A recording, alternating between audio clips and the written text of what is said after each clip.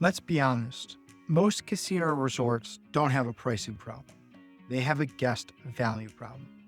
For years, revenue management has been tucked away in an office, focused on room rates and occupancy. But that's not a strategy. That's just basic housekeeping. In most properties, two strategies are running in parallel. One is structure and data-driven. The other is reactive and informal.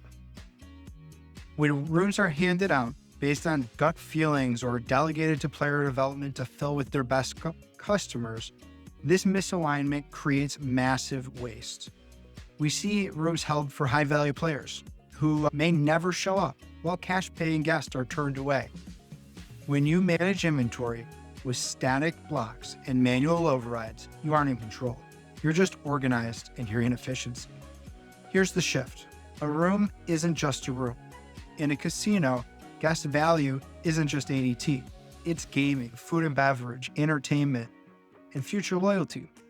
Revenue management was never meant to be just about pricing. It's about prioritization. Who gets the room?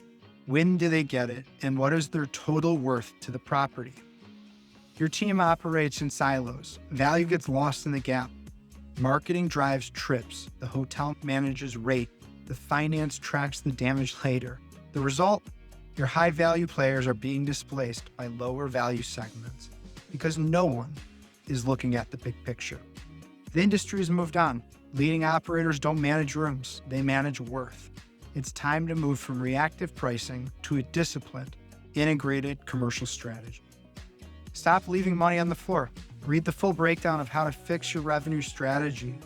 Let's start managing for profit, not just occupancy.